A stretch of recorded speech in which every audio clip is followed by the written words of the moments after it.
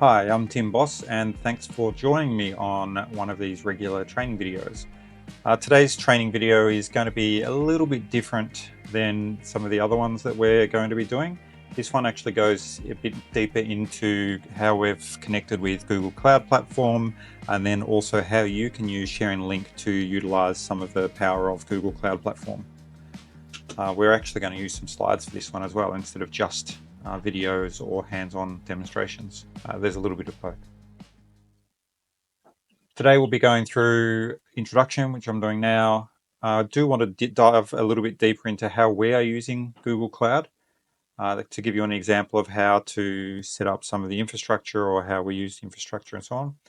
A little bit of a training video on how to use ShareRing Link, some scenarios on how you might use GCP or Google Cloud Platform for your own ShareRing Link scenarios, and then some other examples of different industries that ShareRing Link can be used within, and that'll be it.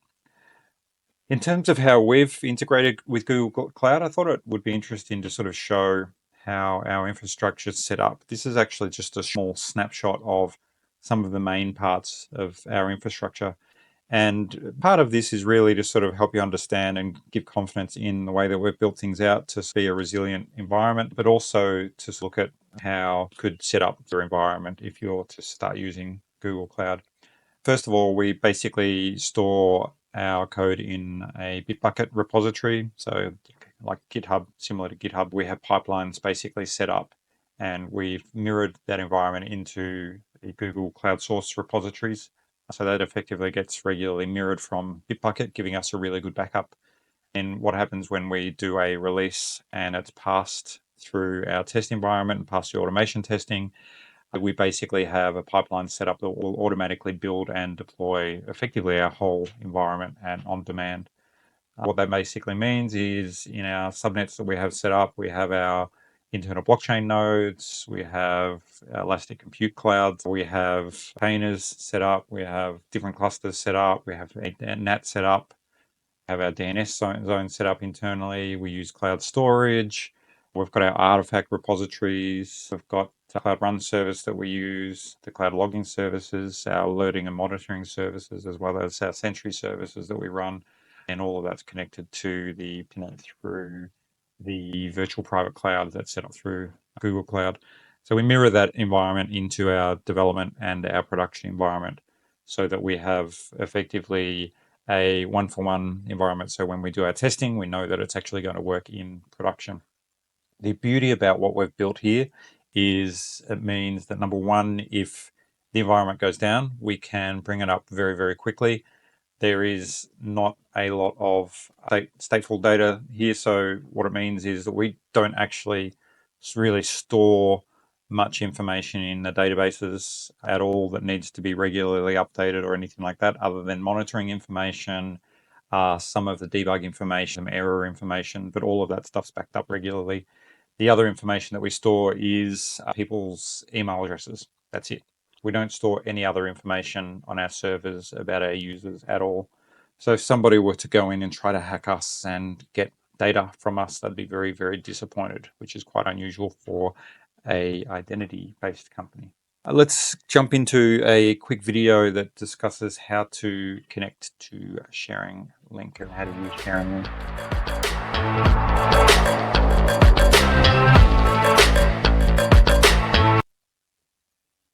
Okay, so the video basically talks about how to create an account for ShareRing Link, how to connect to a external database, how to verify customers, and so on. And then also how to create that relationship with your customer if you're using ShareRing Link. So let's get started. The first thing that you need to do is basically create your account on ShareRing.me. So jump onto the App Store or the Play Store, I'll scan this QR code, and you can download the QR code download the app for ShareRing.me. Once you've downloaded it, just follow the on-screen instructions to create your own account. It's actually quite straightforward. It takes 1 to 2 minutes, even quicker if you're not going to do any identity checks on it. Then you log into ShareRing Link with your account, your ShareRing.me account. Simply scan the QR code on the URL that's provided down below in the description. enter your PIN or biometrics, and then you'll be logged on to the ShareRing Link app. Next, you need to create your QR code. So the QR code is effectively the query that you're going to be asking your users.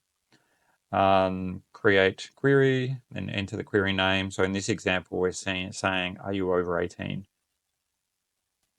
And basically going through setting colors. That's quite self-explanatory. And once we do that, we set the required information. So in this example, we're asking this person for their passport number and their name, and create the query, and that's basically done. Once you've done that, we can simply open the query screen to view the QR code. So that QR code is what is scanned by your users with the Sharing Me app. So they would basically create their own account on Sharing Me, scan that QR code, and then that would send the data required. So are you over 18, for example? It's very, very easy to edit. And I'm going to show a few examples later on how to do that. Next, you need to connect your database. So let's say you've got a backend, you need to retrieve the data or store the data of what's actually scanned. All you need to do is go into endpoints, and then you can simply add a endpoint. We don't store any data on our end at all. It goes directly to the third party for the data. And that's basically very, very quick demo on how to use ShareRing Link. There are other videos that show more specifically how to use it for other use cases. Now, what I wanted to talk about next is some scenarios where ShareRing Link would connect with Google Cloud Platform. So there's a lot of organizations that use Google Cloud Platform that would like to basically have an easy way to verify customer information, verify credentials sent to them, effectively let their users use their digital me to verify something about themselves. So in this example, for larger organizations, so it could be a large hotel chain, it could be a large bank, it could be a foreign currency exchange, a group of clubs, there's no limit. So, I mean, we're talking about companies that have potentially thousands of interactions daily with their users. Google Cloud Functions would be the perfect product to be able to use with this. And that would effectively be able to handle very, very high volumes of verifiable credential data from ShareRing Link. Effectively, Google Cloud Functions is a serverless compute platform. And what you could do is set it to automatically trigger data processing from webhooks of data that's received by ShareRing Link. And that could create your own super custom workflow on that. So some of the data could trigger something to happen. Maybe in a hotel, it could unlock the hotel room door. It could check them into the hotel, for example. One of the benefits of using Google Cloud Functions are that it is extraordinarily scalable.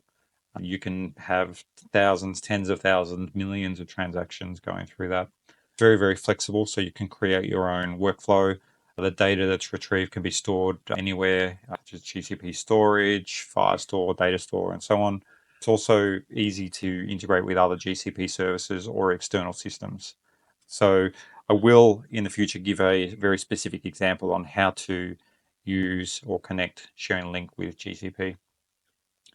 The second scenario that you can see on screen is effectively for smaller businesses. So this could be a small hotel, a small bank, for example, that maybe only has a few thousand customers per month that sign up, or even a few thousand per year. Hotels that don't have tens of thousands of people across the chain using it. It could be a boutique hotel, it could be a nightclub. Any scenario. There's so many scenarios where it's perfect for small businesses. So what we suggest in this scenario is to use something called app scripting. So Google Apps Script is absolutely perfect for this. It is extremely easy to use. I did a demo or a video recently around how to connect the ShareRing Link to Zapier. This would be very similar to that, but a little bit more tailored towards scripting. So people with a little bit of experience in scripting, but a lot more flexible in terms of how you connect it and how you create your workflows and connect it to various systems. So using app script, what you would do is simply create a script to tell the app script engine how to receive the data. So setting up the webhook, how to convert that data into whatever system you're sending it to or whatever trigger that you're setting it up. Script is very, very user friendly. It exists within Google Workspace, so all you need to do is go into Google Workspace, create a new app script, create your script, and add the webhook to the ShareRing Link endpoints, and basically you're ready to go. Super easy. Some of the benefits of that are, as I've said, it's very, very easy to use. It is actually quite scalable. It's very cost effective as well. So anyone that uses Google Workspace has access to AppScript, which makes it very, very cheap and usable by any organizations that are connected to the Google ecosystem. And then also it allows for direct integration with not just app scripts, but also other products within the Google ecosystem, such as Google Sheets or other Google services, Google Database, and so on, for organizations. So it's very, very simple to use. You could use it even for an organization for some internal things. We've used this for internal polling within our organization, where we've asked our staff to sort of vote on various things. We use this for when we do our security training. So when our staff do the security training, they need to scan a QR code at the end of the training, answer some questions within the Sharing Me app, and then that would actually add their name to a spreadsheet that says that they've done the training. It's really, really cool and really, really simple way to get people to confirm that they've done something like that. So next up, I'm going to show a video that has a few example integrations on how we've integrated ShareRing Link. The first one is crypto exchange. This actually runs through very, very quickly. So I'll talk through it very fast. So crypto exchange could be scan a QR code on the crypto exchange. That exchange may ask for some different KYC information, such as something simple like your name, address, date of birth, and driver's license photo. I do my fingerprint on that and send that data to the crypto exchange, and bam, I'm allowed to start trading with that crypto exchange. The next example here would be for processing a visa application. So I simply scan the QR code and I I confirm the information to send. So there's some info that I haven't got in there, which I add easily, which is a type of travel document and the document ID number that I need to send as part of the application for a visa. And then all of the other information, place of birth, gender, civil status, nationality. I do my fingerprint, prove that it's me that's doing it, and then I send that off for my travel visa application. The next example is for a neobank, so signing up for a bank and doing KYC. So this example is actually taken almost directly from another bank that we've integrated with. So the first level of KYC is quite simple that they ask for, just name, phone number, email, date of birth, but they need verified information to prove that it's them. And next example is checking into a hotel. So this person's checking in to a hotel. That means that the hotel requires things like their passport information and so on. So I scan the QR code at the entrance to the hotel or even on the email that they send me. And then I send my passport information through to them, email address, name, and booking number, which was in there as well as part of the QR code. And that's sent, and I am checked into this hotel. Now I just need to go up to my room. This is a really, really simple one in terms of proving that you're over 18. So this is an example of what's called zero knowledge, which is effectively saying, are you over 18? Yes or no? And this club is also asking another couple of questions. What's your favorite drink? And what's your favorite song?